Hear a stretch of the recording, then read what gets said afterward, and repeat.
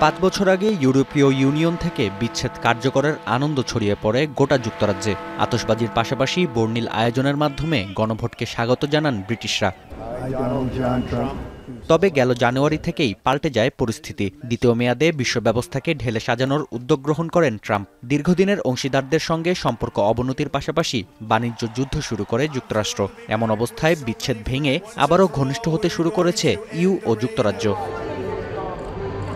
এরই ধারাবাহিকতায় ব্রেক্সিটের পর প্রথমবারের মতো প্রতিরক্ষা ও বাণিজ্য সম্পর্ক পুনরুস্থাপনে সম্মত হয়েছে যুক্তরাজ্য ও ইউ। সোমবার 9 বছরের মধ্যে প্রথমবারের মতো আয়োজন করা হয় সম্মেলন, যেখান থেকে $17,000 কোটি ঋণ পাবে যুক্তরাজ্য। বাণিজ্য চুক্তির আওতায় যুক্তরাজ্যের জলসীমায় 12 বছর মাছ ধরার অনুমতি পাচ্ছে ইউর রাষ্ট্রসমূহ। বিপরীতে ইউর দেশগুলোয় যুক্তরাজ্যের খাদ্যপণ্য রপ্তানির ক্ষেত্রে কমানো হবে বিধিনিষেধ। এছাড়াও ব্রিটিশ নাগরিকরা বায়োমেট্রিক পাসপোর্ট ই-গেট ব্যবহারের মাধ্যমে ভ্রমণ করতে পারবেন ইউরোপ। সম্পর্ক পুনরুস্থাপনের কারণে 2040 সাল নাগাদ যুক্তরাজ্যের অর্থনীতিতে যুক্ত হবে $1,200 কোটি। চুক্তিকে উভয় পক্ষের জন্যই বিজয় হিসেবে অভিহিত করেছেন ব্রিটিশ প্রধানমন্ত্রী। অন্যদিকে দ্বিপক্ষীয় সম্পর্কের নতুন অধ্যায়ের সূচনা হয়েছে বলে দাবি ইউ কমিশন প্রধানের। We're turning a page.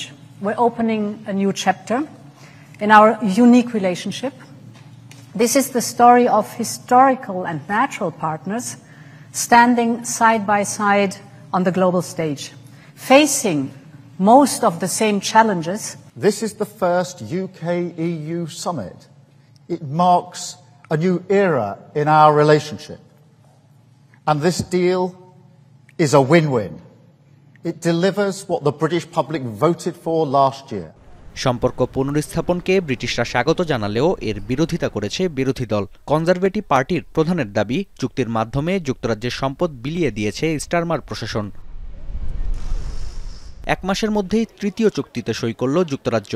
বিশ্লেষকরা বলছেন, ট্রাম্পের দ্বিতীয় মেয়াদে ক্ষমতা গ্রহণের পর থেকেই দেশের অর্থনীতি নিয়ে শঙ্কিত কিয়ার স্টারমার। তাই বিচ্ছেদ ভুলে ইউতে যুক্তরাজ্য একীভূত হলেও আশ্চর্য হবেন না অনেকে। নাফিয়া আরমান মনন, এখন বিশ্ব।